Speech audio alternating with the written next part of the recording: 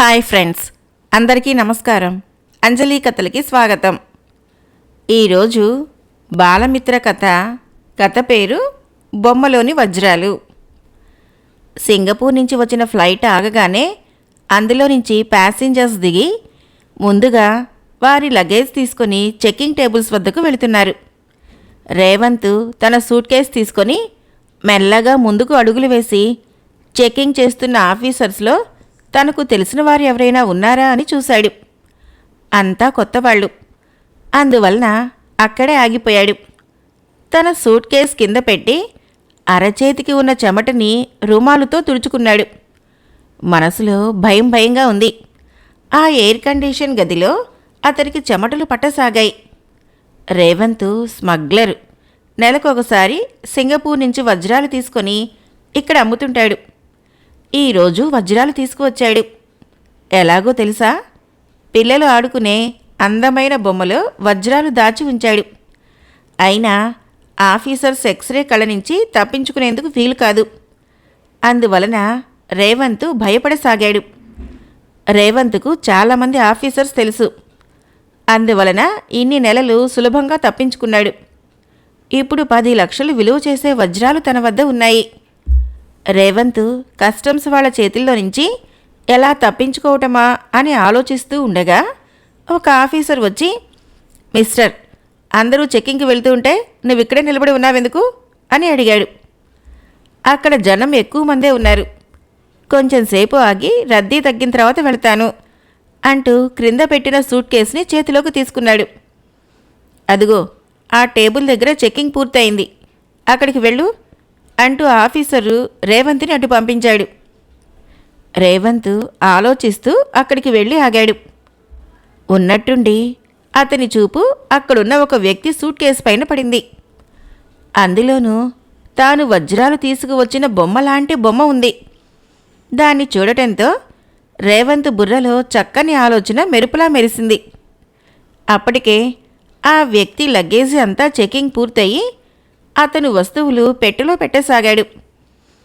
రేవంత్ తన suit case తెరిచి అందులో ఉన్న బొమ్మని క్రింద పెట్టి 2 అడుగులు ముందుకు వేసి ఆ వ్యక్తి వస్తువుల పక్కన తన పెట్టె పెడుతూ కావాలని ఆ వ్యక్తి తెచ్చిన బొమ్మని కిందకి తోసి సారీ అంటూ క్రిందకి వంగి తాను వజ్రాలు తెచ్చిన బొమ్మని అతనికిచ్చి ఆ వ్యక్తి తెచ్చిన బొమ్మని తన పెట్టెలో పెట్టాడు.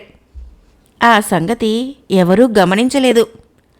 ఆ వ్యక్తి తన సూట్ కేసులు సర్దుకొని ముందుకు వెళ్ళిపోయాడు. రేవంత్ తన సూట్ కేసు తెరిచి, సార్, నేను ఆఫీస్ పని మీద వెళ్ళాను. నేను వస్తువులు తీసుకురాలేదు. మా పాప కొరకు ఈ బొమ్మ తెచ్చాను అన్నాడు. ఆఫీసరు ఒకసారి సూట్ కేసు తెరిచి పరిశీలించి తర్వాత బొమ్మని చేతిలోకి తీసుకొని ఆడించి చూశాడు. అతని అనుమానం తీరిన తర్వాత దాన్ని తిరిగి రేవంత్కి ఇచ్చి వెళ్ళమన్నాడు. రేవంత్ పెట్టె తీసుకుని వేగంగా బయటికి పరిగెత్తాడు. సరిగ్గా అదే సమయంలో తన వజ్రాల బొమ్మని తీసుకుని వెళ్తున్న వ్యక్తి ఒక అంబాసిడర్ కారు ఎక్కుతున్నాడు. Car number APN 1030. Car number గుర్తుపెట్టుకుంటూ వేగంగా ముందుకు పరిగెత్తాడు రేవంత్. కానీ అప్పటికే కారు కదిలింది. ట్రాఫిక్ ఎక్కువగా లేనందున క్షణంలో వేగం అందుకొని తుర్రుమంది. రేవంత్ కారు నెంబరు ఒక కాగితం పైన రాసుకొని, 2 క్షణాల ముందు వచ్చి ఉంటే ఆ కారులోని వ్యక్తి దొరికిండేవాడు. ఇప్పుడు ఈ కారు నెంబర్ని బట్టి అతని అడ్రస్ తెలుసుకోవాలి అనుకొని ట్యాక్సీ స్టాండ్ వైపు నడిచాడు. 2 రోజులు కష్టపడి రేవంత్ తన వజ్రాల బొమ్మను తీసుకువెళ్ళిన కారు ఉన్న ఇంటి అడ్రస్ తెలుసుకున్నాడు. మరునాడు రేవంత్ తన వద్ద ఉన్న బొమ్మ తీసుకొని ఆ ఇంటికి వెళ్ళాడు. రేవంత్ ఇంటి తలుపులు తట్టగానే తెరిచిన వ్యక్తిని రేవంత్ గుర్తుపట్టాడు. కానీ ఆ వ్యక్తి ఆశ్చర్యంతో, ఎవరు మీరు, ఏం కావాలి అని అడిగాడు. రేవంత్ చిరునవ్వుతో, నా పేరు రేవంత్. 2 రోజుల క్రితము మనమిద్దరము సింగపూర్ నుంచి ఒక ఫ్లైట్లో వచ్చాం. అప్పుడే మర్చిపోయారా అన్నాడు. అలాగా, ఇంతకీ మీరు వచ్చిన విషయం అన్నాడు ఆ వ్యక్తి. అన్నీ వీధిలోనే అడిగేస్తున్నారు, నన్ను లోపలికి రానివ్వండి, అన్నీ వివరంగా చెబుతాను అంటూ రేవంత్ ఇంటిలోనికి వచ్చి సోఫాలో కూర్చున్నాడు. పాపం ఆ వ్యక్తికి ఏమీ అర్థం కాక రేవంత్ కేసు చూడసాగాడు. రేవంత్ ప్లాస్టిక్ సంచిలో నుంచి బొమ్మని బయటికి తీసి, మీరు ఇలాంటి బొమ్మ సింగపూర్ నుంచి తెచ్చారు కదా అని అడిగాడు. అవును, కానీ దాన్ని మీకు అమ్మను అన్నాడు. మీరు అమ్మనవసరం లేదు. ఆ రోజు చెక్కింగ్లో పొరపాటున మీ బొమ్మ నా వద్దకు, నా బొమ్మ మీ పెట్టెలోకి మారిపోయింది. అందువలన మీ బొమ్మని మీకిచ్చి నా బొమ్మను నేను తీసుకువెళ్ళాలని వచ్చాను అన్నాడు రేవంత్. బొమ్మలో ఏముంది? అన్నీ ఒకటే కదా, మీరు ఈ బొమ్మను ఉంచుకోండి. మీ బొమ్మకు ఏమైనా ప్రత్యేకతలు ఉన్నాయా అన్నాడు. నో, నేను తెచ్చింది అదృష్ట బొమ్మ. అది ఇంటిలో ఉంటే నాకు ఏ కష్టమూ రాదు. అందువలన సింగపూర్లో అన్ని షాపులు వెతికి తీసుకువచ్చాను. అందుకే మీ బొమ్మని మీరు తీసుకొని నా బొమ్మని నాకు ఇవ్వండి అన్నాడు రేవంత్. సారీ సార్, ఆ సంగతి నాకు తెలీదు. అసలు ఆ బొమ్మ నా కొరకు తీసుకురాలేదు. ఇక్కడ బజార్లో నాకు తెలిసిన ఒక షాప్ అతను అలాంటి బొమ్మ కావాలని డబ్బు ఇచ్చాడు. అందువలన నేను తెచ్చిన ఆ బొమ్మని ఆ రోజే ఆ షాప్ అతనికి ఇచ్చేశాను. ప్రస్తుతము ఆ బొమ్మ నా వద్ద లేదు అన్నాడు ఆ వ్యక్తి. రేవంత్కు ఆ మాటలు కోపం తెప్పించాయి. ఆయన అణుచుకొని నెమ్మదిగా, పోనీ ఆ షాపు అడ్రస్ ఇవ్వండి, నేను వెళ్ళి విచారిస్తాను అనటంతో ఆ వ్యక్తి ఆ షాపు అడ్రస్సు రేవంత్కు ఇచ్చాడు. రేవంత్ తిన్నగా ఆ షాపు వద్దకు వెళ్ళాడు. ఓనర్ వద్దకు వెళ్ళి తన బొమ్మని చూపి జరిగింది వివరంగా చెప్పాడు. అది విని అతను, సార్, నా వద్ద ఇలాంటి బొమ్మ ఒకటి ఉండేది. తర్వాత ఆయన మరో బొమ్మ ఇచ్చారు. ఆయన ఇచ్చిన సాయంత్రమే 2 బొమ్మలు అమ్ముడుపోయాయి అని మరొక షాక్ ఇచ్చాడు రేవంత్కి. రేవంత్కు కోపం రెట్టింపైంది. 10 లక్షల విలువగల బొమ్మ ఎలా చేతులు మారుతోంది? చివరికి నాకు దొరుకుతుందా అని ఆలోచనలో పడ్డాడు. తర్వాత రేవంత్, ఆ బొమ్మలు ఎవరికి అమ్మారో చెబితే నేను వెళ్ళి తీసుకుంటాను అన్నాడు. సారీ సార్, షాపుకు ఎందరో కస్టమర్స్ వస్తుంటారు. ఎవరు ఏది తీసుకువెళ్లారు, వారి అడ్రస్ అన్నీ గుర్తుపెట్టుకోవటానికి వీలుంటుందా అన్నాడు. అలా కాదు, ఇది చాలా ఖరీదైన బొమ్మ. అందువలన దాన్ని కొన్నవారిని తప్పక గుర్తుపెట్టుకుంటారు. కొంచెం ఆలోచించండి అన్నాడు రేవంత్. ఆ బొమ్మలు అమ్మిన రోజు నేను షాపులో లేను. ఆ సమయంలో షాపులో ఉన్న పిల్లవాడు ఈ రోజుకు రాలేదు. రేపు రండి, అతన్ని అడిగి తెలుసుకుందాము అన్నాడు. రేవంత్ ఏమీ మాట్లాడలేక వెనక్కి తిరిగి వచ్చేశాడు. మరునాడు ఉదయమే రేవంత్ షాపు తెరవటానికి గంటకు ముందే వెళ్ళి అక్కడ కాచుకొని ఉన్నాడు. గంట తర్వాత షాపు తెరిచాడు. ఓనరు పనిపిల్లవాడు ఇద్దరూ వచ్చారు. రేవంత్ని చూడగానే ఓనరు పిల్లవాడిని అడిగి 2 అడ్రస్సులు తెలుసుకొని రేవంత్కి వ్రాసి ఇచ్చాడు. మొదటి అడ్రస్సు ఆ వీధిలోనే ఉండటంతో రేవంత్ మహదానందంగా అక్కడికి వెళ్ళాడు. రేవంత్ వెళ్ళిన ఇంటిలో చాలామంది పిల్లలు ఆడుతున్నారు. వారిని చూడటంతో రేవంత్, అయ్యో, ఇంతమంది పిల్లల మధ్య నా బొమ్మ ఎలా ఉందో అనుకుంటూ బయటి నుంచి ఇంటి యజమాని పిలిచాడు. ఆ ఇంటి యజమాని బయటికి రాగానే రేవంత్ తనని తాను పరిచయం చేసుకొని అన్నీ వివరంగా ఆయనతో చెప్పడంతో ఆయన ఇంటిలో నుంచి బొమ్మని తీసుకువచ్చి రేవంత్కి చూపించాడు. ఆ బొమ్మ రంగు చూడటంతో రేవంత్కి ఆ బొమ్మ తనది కాదని తెలిసిపోయింది. అందువలన దాన్ని తీసుకోకుండానే, సారీ సార్, ఈ బొమ్మ కాదు, నేను వస్తాను అంటూ నీరసంగా బయటికి నడిచాడు. తరువాత రేవంత్ ఇంకో ఇంటికి వెళ్ళాడు. ఆ ఇంట్లో భార్యాభర్తలు 5 ఏళ్ల పిల్లవాడు మాత్రం ఉన్నారు. తప్పక ఆ ఇంటిలో తన బొమ్మ ఉందని రేవంత్కు తెలిసిపోయింది. అందువలన మనసు ఏదో తెలియని ఆనందంతో తేలియాడసాగింది. ఆ ఇంటి యజమాని రేవంత్ మాటలు విని ఇంట్లోకి వెళ్ళి బొమ్మను తీసుకువచ్చాడు. ఆ బొమ్మని చూడటంతో రేవంత్ గుర్తుపట్టాడు. అదే వజ్రాల బొమ్మ. సంతోషంతో దానికేసి చూడసాగాడు. రేవంత్ తన వద్ద ఉన్న బొమ్మని అతనికిచ్చి అతని వద్దనున్న ఆ బొమ్మని తీసుకొని అటూ ఇటూ ఆడించి చూశాడు. బొమ్మలో ఏ శబ్దమూ వినిపించలేదు. ఆశ్చర్యంతో బొమ్మ తలని ఊడదీసి లోపలికి చూశాడు. లోపల వజ్రాలు లేవు. రేవంత్ కోపంతో ఆ వ్యక్తి చొక్కా పట్టుకొని, ఏయ్, ఇందులో ఉన్న వజ్రాలు ఎక్కడా? మర్యాదగా చెప్పు, లేదా నీ ప్రాణం తీస్తాను అన్నాడు. ఈ బొమ్మలో వజ్రాలు ఉన్న సంగతి నాకు ఎలా తెలుసు అన్నాడు ఆ వ్యక్తి అయోమయంగా. నీ దొంగ వేషాలు నా దగ్గర పనికిరావు. 10 లక్షల విలువలు గల వజ్రాలు కొట్టేయాలని చూస్తున్నావా? ఈ రేవంత్ సంగతి నీకు తెలీదు. మోసం చేసిన వాడి ప్రాణాలు తీయటానికైనా వెనుకాడడు. మర్యాదగా ఇవ్వు అన్నాడు రేవంత్ కటువుగా, గొంతు రెట్టించి బెదిరిస్తూ. నా మాట నమ్మండి, నాకు ఏ పాపమూ తెలీదు. 2 రోజులుగా మా పిల్లవాడు ఈ బొమ్మతో ఆడుకుంటున్నాడు అన్నాడు ఆ యజమాని. నీ మాటలు నేను నమ్మను. ఈ బొమ్మ 2 రోజులుగా మీ ఇంటిలోనే ఉంది. అందుచేత అందులోని వజ్రాలు మీరే తీసి ఉండాలి అన్నాడు రేవంత్ మరింత గట్టిగా, నమ్మకంతో. అప్పుడు ఆ వ్యక్తి, నిన్న మా పిల్లవాడు ఆ బొమ్మను తీసుకొని మేడ మీద గదిలో ఉంటున్న రమేష్ దగ్గరికి వెళ్ళాడు. 2 గంటల తర్వాత వచ్చాడు. ఒకవేళ అని ఇంకా ఏదో అంటూ ఉండగా వినిపించుకోకుండా రేవంత్ పై గదిలోకి పరిగెత్తాడు. సరిగ్గా అప్పుడే మేడ మీద ఉన్న తన గది నుంచి రమేష్ బయటికి వెళ్ళటానికి క్రిందకు దిగి వస్తున్నాడు. రేవంత్ వేగంగా పైకి వెళ్ళి రమేష్ని అలాగే లోపలికి తోసేశాడు. ఏయ్, ఎవరు నువ్వు? నన్ను ఎందుకు ఇలా తోశావు అని అరిచాడు రమేషు. మర్యాదగా వజ్రాలివ్వు, లేదా నీ ప్రాణం తీస్తాను అంటూ రేవంత్ కత్తిని అతని మెడపైన పెట్టాడు. రమేష్ భయంతో, మీరెవరో నాకు తెలీదు. మీ వజ్రాలు నాకు తెలియకుండా నా ఇంట్లోకి ఎలా వస్తాయి? మీకు అంత అనుమానంగా ఉంటే నా గది మొత్తం సోదా చేసుకోండి అన్నాడు. రమేష్, నా వద్ద నాటకాలు ఆడకు. ఆ వజ్రాలు ఇచ్చేయి. కావాలంటే నీకు 1000 రూపాయలు ఇస్తాను అన్నాడు రేవంత్.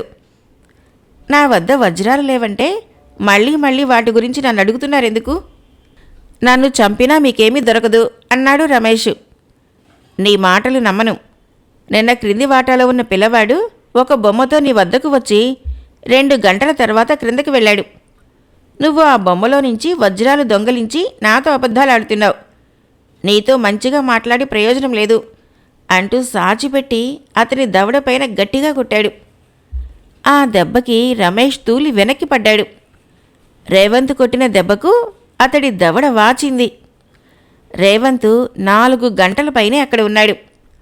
ఆ గది అంగుళం వదలకుండా సోదా చేశాడు. రమేష్ని ఇష్టం వచ్చినట్లు కొట్టాడు.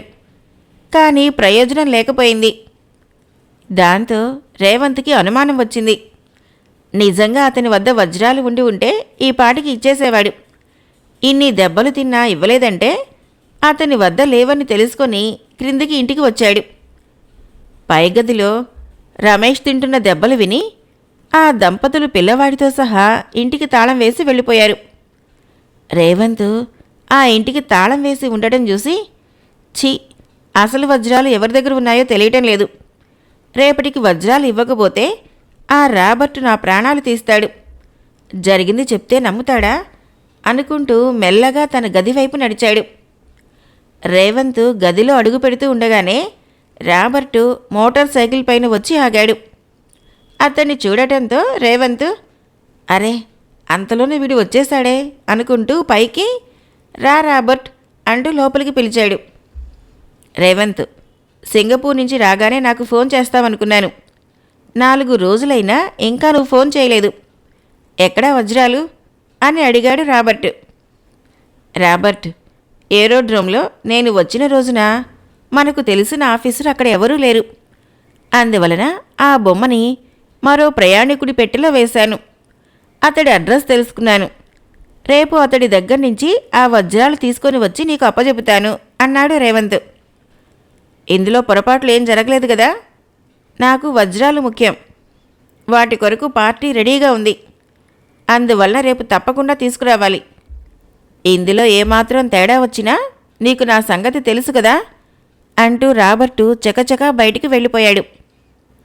రేవంత్ బెదిరించిన దంపతులిద్దరూ తిన్నగా పోలీస్ స్టేషన్కి వెళ్లారు. ఇన్స్పెక్టర్, మా ఇంటికి ఒక స్మగ్లర్ వచ్చి ఏదో బొమ్మలో వజ్రాలు దాచాడట. అవి మా ఇంట్లో ఉన్నాయని బెదిరించి తరువాత మా ఇంటి మేడ మీద గదిలో ఉన్న రమేష్ని ఇష్టం వచ్చినట్లు కొడుతున్నాడు. మీరు వెంటనే వచ్చి ఎలాగైనా అతన్ని కాపాడాలి ప్లీజ్ అన్నారు ప్రాధేయపూర్వకంగా. వెంటనే ఇన్స్పెక్టరు నలుగురు పోలీసుల్ని వెంటబెట్టుకొని ఆ దంపతులను తీసుకొని వారి ఇల్లు చేరాడు. అప్పటికే బాగా దెబ్బలు తిన్న రమేషు హాస్పిటల్కి వెళ్లాలని బయటికి వస్తూ పోలీస్ జీపును చూసి ఆగాడు. దంపతుల ద్వారా ఆ వ్యక్తి రమేష్ అని తెలుసుకొని అతనితో గదికి వెళ్ళి గదంతా పరిశీలించారు. ఆ గదిలో సామానులు చిందరవందరగా పడి ఉన్నాయి. రమేషు రక్త గాయాలతో ఉన్నాడు. ఇన్స్పెక్టరు రమేష్ను కొన్ని ప్రశ్నలు అడిగిన తర్వాత రేవంత్ ఎలా ఉంటాడో తెలుసుకొని వారితో కంప్లైంట్ వ్రాయించుకొని వెళ్ళిపోయాడు. తర్వాత రమేష్ హాస్పిటల్కి వెళ్ళాడు. రాత్రి ఇంటిలో పడుకుని ఉన్న రేవంత్ వజ్రాల గురించి ఆలోచించసాగాడు. ఉన్నట్టుండి అతనికి ఒక సంగతి గుర్తుకు వచ్చింది. సింగపూర్లో అతను బొమ్మలో వజ్రాలు నింపి తర్వాత బొమ్మ తలని అతికించి తల అతికించినట్లు ఎవరికీ తెలియకుండా ఉండేందుకు బొమ్మ మెడకి బంగారు రంగు కాగితం చుట్టాడు. ఆ రంగు క్వాలిటీ కాగితాలు ఇండియాలో అసలు దొరకవు, సింగపూర్లోనే దొరుకుతాయి. తాను రమేష్ గదిలో ఆ కాగితం చూసినట్లు జ్ఞాపకం వచ్చింది. కానీ సరిగ్గా గుర్తుకు రాలేదు. 2 క్షణాలు ఆలోచించాడు. అయినా గుర్తుకు రాలేదు. వెంటనే బయటికి వచ్చాడు. రేవంత్ తిన్నగా రమేష్ గదికి వెళ్ళాడు. గది తలుపులు తాళం వేసి ఉన్నాయి. అన్ని దెబ్బలు తిన్నా ఇంటిలో పడుకోకుండా ఇంకా ఎక్కడికి వెళ్ళాడు అనుకుంటూ అరగంట సేపు అతడి రాక కోసం ఆశగా ఎదురుచూశాడు రేవంత్. కానీ అతను ఇంటికి రాలేదు. క్షణాలు గడిచే కొద్దీ అతనిలో ఆతృత అంతకంతకు ఎక్కువ కాసాగింది. అందువలన తన జేబులో ఉన్న తాళాలు గుత్తి బయటకు తీసి ఆ తాళానికి సరిపోయేది ఉందా అని ప్రయత్నించి చూడసాగాడు. అరగంటలో తాళం దొరికింది. వెంటనే తాళం తెరిచి గదిలోకి నడిచాడు. లైటు వేసి చుట్టూ గమనించాడు. ఎక్కడ చూశాడో గుర్తుకు రావటం లేదు. మెల్లగా అరలు వెదకసాగాడు. చివరికి అతడి మంచం మీద ఉన్న తల దిండు పైకి తీశాడు. దాని క్రింద బంగారు రంగు కాగితం కనపడింది. దాన్ని చూడటంతో ఆ వజ్రాలు తప్పక రమేష్ తీసి ఉంటాడనే అనుమానం బలపడింది. ఈ బంగారు రంగు కాగితము బాగుందని దాచి ఉండుంటాడు. ఇక వజ్రాలు అతనే దొంగిలించాడు అని నిర్ణయించుకొని సంతోషపడి కత్తితో ఫరాఫరా దిండు మెత్త అన్నీ కోసి చూశాడు. మరోసారి గది అంతా వెతికాడు. కానీ ఎక్కడా అతనికి వజ్రాలు దొరకలేదు. ఆ వజ్రాలు రమేష్ వేరే చోట ఎక్కడో దాచి ఉంటాడని తెలుసుకొని రేవంత్ బయటికి వచ్చేశాడు. రేవంత్ వెళ్ళిన గంట తర్వాత రమేష్ తన గదికి తిరిగి వచ్చి తాళాలు తీసి ఉండడం చూసి భయపడుతూ లోపలికి వెళ్ళి గదిలో తన వస్తువులు చిందరవందరగా పడి ఉండటం చూసి కోపంతో ఇది ఆ రేవంత్ పని అయి ఉంటుంది అనుకొని బయటికి వచ్చి పోలీస్ స్టేషన్కి వెళ్ళి ఈ సంగతి వాళ్లతో చెప్పాడు. మరునాడు రాత్రి 10 గంటలకే రేవంత్ రమేష్ ఇంటి ముందున్న ఒక షాపు ముందు చీకటిలో నిలబడి చూడసాగాడు. సరిగ్గా 11 గంటలకు రమేష్ తన గది నుంచి బయటికి వచ్చి వడివడిగా ముందుకు నడవసాగాడు. దాంతో రేవంత్కి అతనిపై అనుమానము మరింత దృఢమైంది. కానీ ఎన్ని దెబ్బలు కొట్టినా అతడు నిజం చెప్పడని అతనికి తెలియకుండా వెంబడించి అతడా వజ్రాల్ని దాచిన చోటు కనిపెట్టి అతడికి తెలియకుండానే వాటిని కాజేయటమే మంచిదని నిర్ణయించుకున్నాడు. రమేష్కి తెలియకుండా రేవంత్ అతన్ని వెంబడించసాగాడు. కొంచెం దూరంలో చిన్న బడ్డీ కొట్టులో పాలు అమ్ముతున్నారు. రమేష్ అక్కడికి వెళ్ళి పాలు త్రాగి వెనక్కి తిరిగి రాసాగాడు. అది గమనించిన రేవంత్ వీడు నిజంగా పాలు త్రాగటానికి వచ్చాడా లేక నన్ను గమనించి ఈ నాటకం ఆడుతున్నాడా అని అనుమానంతో ఆలోచించసాగాడు. అప్పటికే రమేష్ అతని ఇల్లు చేరుకున్నాడు. రేవంత్ వెళ్ళిపోయాడు. మరునాడు రాబర్ట్ వచ్చి, రేవంత్, అసలు వజ్రాలు ఏమైనాయి నిజం చెప్పు అని నిలదీయటంతో రేవంత్ జరిగింది వివరంగా చెప్పాడు. నాకు అదే అనుమానంగా ఉంది. మన ఎదురు పార్టీ వారిలో ఎవరో వజ్రాలు అమ్ముతానని చెప్పాడట. నిన్ననే ఈ సంగతి నాకు తెలిసింది. మన వజ్రాలు ఎవడో దొంగిలించి నాటకం ఆడుతున్నాడు. ముందు వాడి సంగతి తేల్చాలి.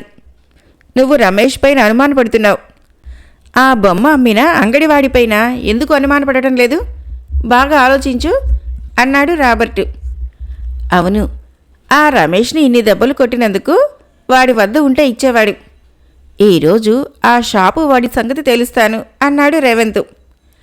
అనుకున్నదే తడవుగా రేవంతు కోపంతో ఆ షాపు వద్దకు వెళ్ళాడు. షాపులో పనిపిల్లవాడు మాత్రం ఉన్నాడు.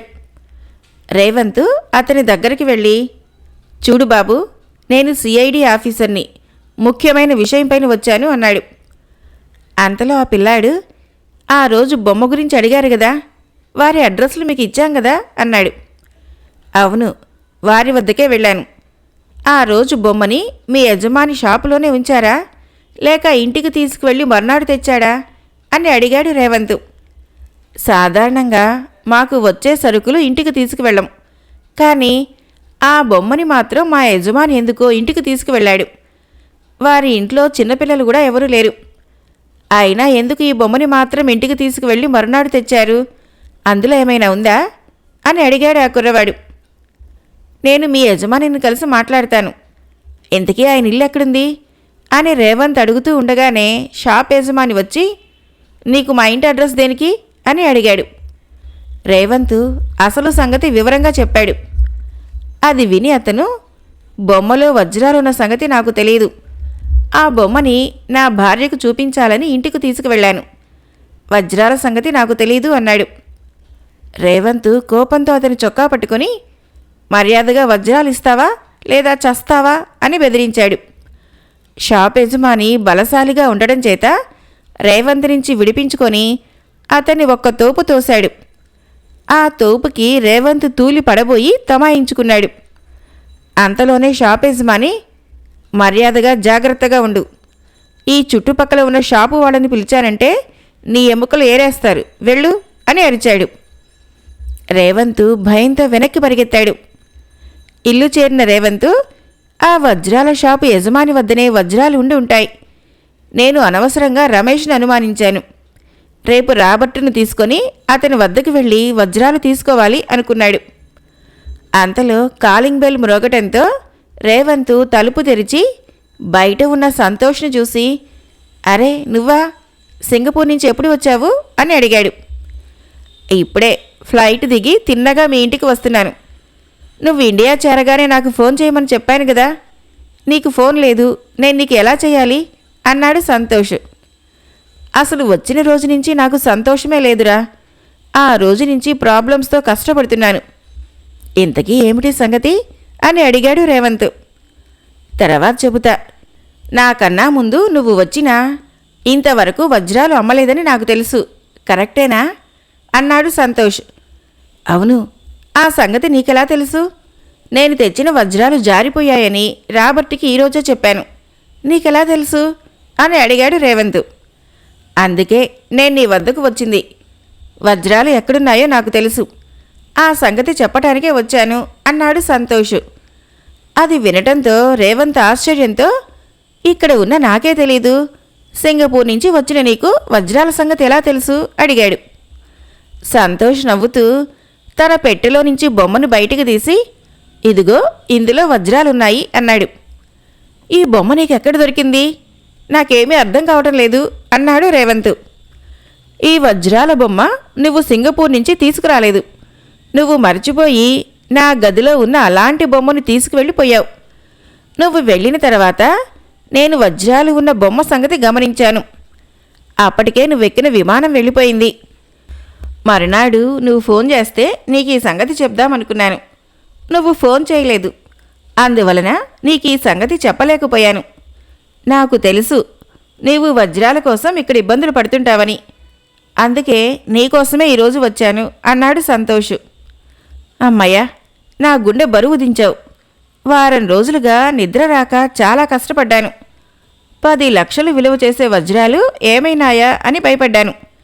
అనవసరంగా రమేష్ అనే వ్యక్తిని చావబాదాను అన్నాడు రేవంత్. సరే, ఈ బొమ్మ జాగ్రత్త, నేను మా ఇంటికి వెళ్ళి వస్తాను అంటూ సంతోష్ వెళ్ళిపోయాడు.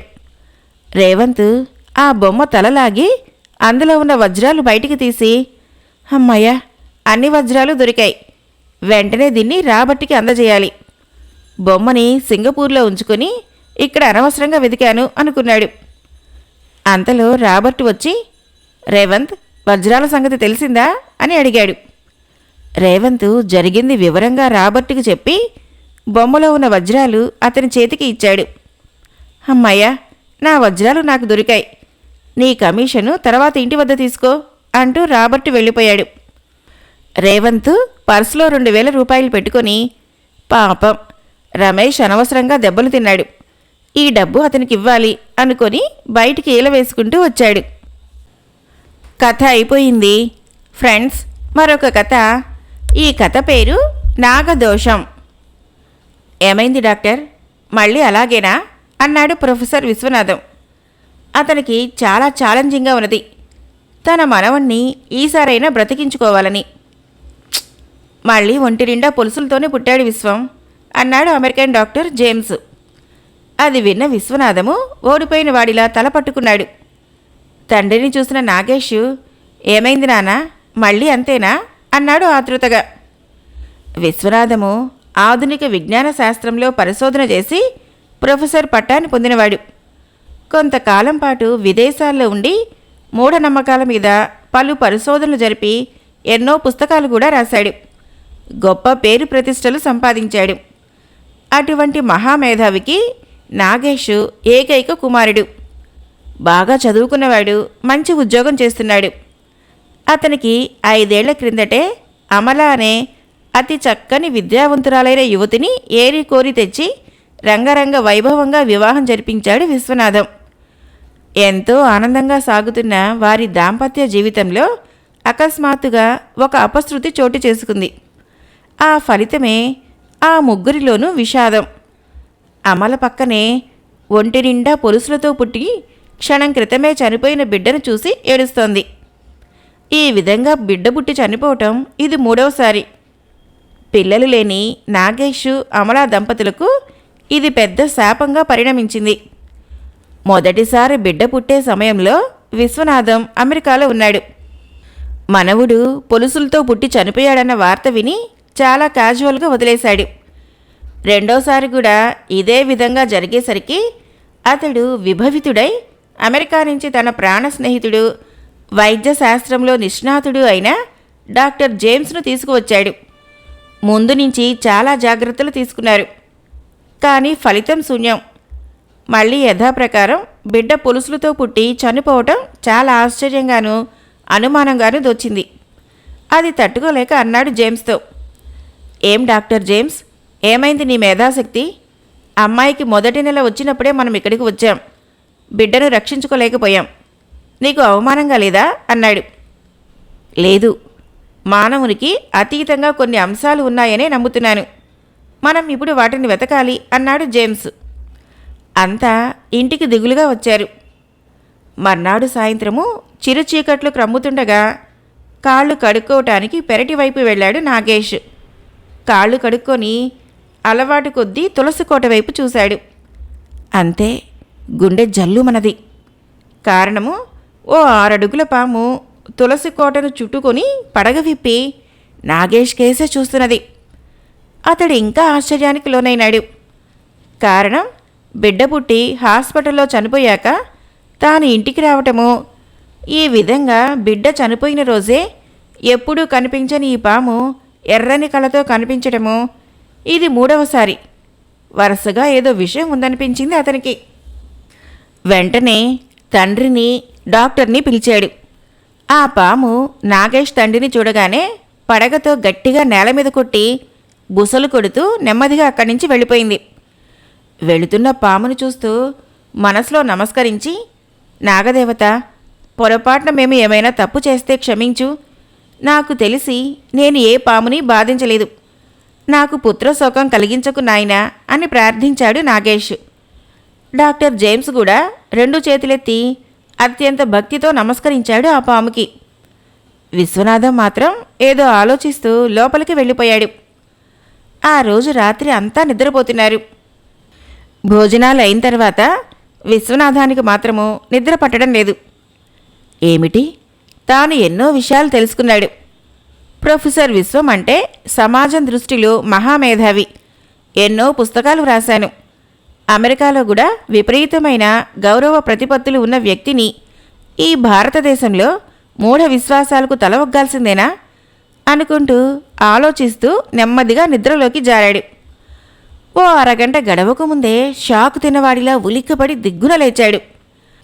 కారణం, తన కొడుకు నాగేష్ను పాదాల నుంచి తల వరకు ఒక పాము చుట్టుకొని నెత్తిమీద కాటు వేయడానికి సిద్ధంగా ఉన్నట్లు కల వచ్చింది. కళ్ళు నిలుముకొని నెమ్మదిగా లేచి వెళ్ళి మంచినీళ్లు త్రాగి మళ్ళీ పడుకున్నాడు. ప్రొఫెసర్ విశ్వానికి తనని డాక్టర్ జేమ్స్ గమనిస్తున్నాడన్న విషయం తెలీదు. మళ్ళీ తెల్లవారుతుండగా ఉలిక్కిపడి లేచాడు విశ్వనాథం. ఈసారి కలలో ఇంటికి ఈశాన్య మూల ఒక చిన్న గుడి, అందులో చిన్న పాము బొమ్మలు 3, మధ్యలో సుబ్రహ్మణ్యేశ్వరుని విగ్రహం కనిపించాయి.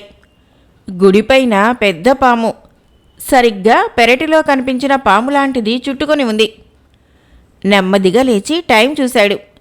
5 గంటలైతోంది. ఇక నిద్రపోకూడదని నిర్ణయించుకొని కాలకృత్యాలు తీర్చుకొని వాలు కుర్చీలో కూర్చున్నాడు విశ్వనాథం. డాక్టర్ జేమ్స్ నెమ్మదిగా ఓ కుర్చీ తెచ్చుకొని అతని ప్రక్కగా కూర్చొని, విశ్వం, నువ్వేమీ అనుకోనంటే నేను ఒక విషయం అడుగుతాను. దాచకుండా నిజం చెప్పాలి. నువ్వు పాములేడ ఏదో దోషం చేశావని నాకు అనిపిస్తోంది. నిన్న ఆ పాము నిన్ను చూసే రౌద్ర రూపం దాల్చింది. రాత్రి నువ్వు ఎంతసేపు నిద్రపోయావో నేను గమనించాను. నీలోనే ఏదో లోపం ఉంది. నేను భారతీయుడు కాకపోయినా భారతదేశం అన్నా, భారతీయులన్నా, వారి నమ్మకాలన్నా విపరీతంగా గౌరవిస్తాను. ఎందుకంటే భారతీయులలో చాలా భాగం మానవుడికి అతీతంగా ఏదో శక్తి ఉంటుందని నమ్ముతారు. నేను అలాగే నమ్ముతాను. అమెరికాలో డాక్టర్గా నాకు ఉన్న పేరు ప్రతిష్టలు నీకు తెలుసు. నేనే నీ మనవుణ్ణి రక్షించలేకపోయాను. అయితే ఇది మన విజ్ఞాన శాస్త్రానికి, విజ్ఞాన శాస్త్రవేత్తలకు చిన్నతనంగా నేను భావించడం లేదు. ఎందుకంటే ఈ సంఘటన ఏ శాస్త్ర జ్ఞానానికి లోబడింది కాదు. ఇందులో ఏదో ఒక అతీత శక్తి ప్రమేయం తప్పక ఉంటుందని తెలుస్తోంది. అంచేత నువ్వు ఇంకా ఉపేక్షించకుండా నీలో ఉన్న అహం వదిలి అసలు రహస్యాలను వివరంగా తెలిపితే తరుణోపాయం ఆలోచించడానికి అవకాశం ఉంటుంది అన్నాడు. విశ్వనాథం కళ్ళు చెమర్చాయి. నిజమే జేమ్స్, నేను దోషం చేశాను. అది నివృత్తి చేసుకోకపోతే నా కొడుకును కూడా దక్కించుకోలేనేమో. నేను గత 3 ఏళ్ల క్రితము అమెరికా వచ్చే ముందే ఈ ఇల్లు కట్టాను. ఈ ఇల్లు కడుతున్నప్పుడు సరిగ్గా ఈశాన్య మూల ఒక పాముల పుట్ట ఉండేది. నేను దాన్ని ఇంటికి అడ్డు వస్తుందని తవ్వించాను. అందులో 3 చిన్న చిన్న పాములు ఉన్నాయి. అప్పటికే అవి పడగలు ఎత్తి మీదకు వచ్చాయి. నిర్దాక్షిణ్యంగా వాటిని చంపించాను. ఆ రాత్రే పెద్ద పాము వచ్చిందని చంపబోతే అది తప్పించుకుందని విన్నాను. పాములు, పగ అంతా ట్రాష్ అని వదిలేశాను. అమెరికాలో ఉండగా నా మనవడు పొలుసులతో పుట్టాడని విని ఏదో విటమిన్స్ తేడా అనుకున్నాను. రెండోసారి జరిగేసరికి మూఢనమ్మకాల వలలో పడకూడదనుకున్నాను. అందుకే నిన్ను తీసుకువచ్చాను. ఎలాగోలా ఈ మూఢనమ్మకాల్ని వమ్ము చేద్దామని అనుకున్నాను. కానీ కుదరలేదు. అవి మూఢనమ్మకాలు కాదు, కర్మఫలమని, మనది కర్మభూమి అని నేను ఆ పాముల్ని చంపించినందుకే ఈ విధంగా నా మనవల్ని కోల్పోయానని నమ్మవలసి వస్తోంది. నమ్మమంటావా? చెప్పు. అమెరికాలో 3 ఏళ్లు ఉండి ఎంతో ఎదిగిన నేను ఇది నమ్మడమా మానటమా అనే ధర్మ సంకటంలో పడి కొట్టుమిట్టాడుతున్నాను. నువ్వే చెప్పు జేమ్స్ అని కలలో వచ్చిన విశేషాలు కూడా చెప్పాడు విశ్వనాథం. జేమ్స్ గట్టిగా నవ్వి, పిల్లలైనా పెద్దలైనా, అమెరికా ప్రజలైనా భారతీయులైనా అంతా భగవంతుని బిడ్డలే. సమస్త జీవరాశి భగవంతుని అంశే. మనకన్నా బలహీనుణ్ణి, బలహీన జీవరాశిని హింసించినా, బాధపెట్టినా, చంపినా ఫలితం అనుభవించడం తథ్యం. కర్మఫలం అనుభవించడం ముగిశాక మాత్రమే సద్బుద్ధి పుడుతుంది. నీకు కలిగిన మంచి బుద్ధి అదే. నీవు చంపిన 3 పాములకు బదులు 3 మనవల్ని పోగొట్టుకున్నావు. ఇంకా నాగదోషం మిగిలి ఉంది. దాని నివృత్తికి కలలో కనిపించిన విధంగా గుడి నిర్మించు. అంతా మంచి జరుగుతుంది. ఇదంతా నేను చదివిన భారతీయ సద్గ్రంథాల సారాంశమే అన్నాడు జేమ్స్. నిజం జేమ్స్, నీ ఆలోచన తీరు అమోఘం, అలాగే చేస్తాను అని వారంలోపుగానే గుడి కట్టించాడు. ఫలితము సరిగ్గా 10 నెలల్లోపే చక్కటి మనవుణ్ణి పొందగలిగాడు విశ్వనాథం. నాగేష్ కొడుకుకి తండ్రి పేరు పెట్టబోతే వద్దని నాగరాజు అనే పేరు పెట్టాడు విశ్వనాథం. ఆ పెద్ద పాము మళ్ళీ కలలో కూడా కనిపించదు కూడా. కథ అయిపోయింది. ఫ్రెండ్స్, నా కథలు నచ్చినట్లయితే మన ఛానల్ని తప్పకుండా సబ్స్క్రైబ్ చేయండి, లైక్ చేయండి, షేర్ చేయండి, కామెంట్ చేయండి. Thank you.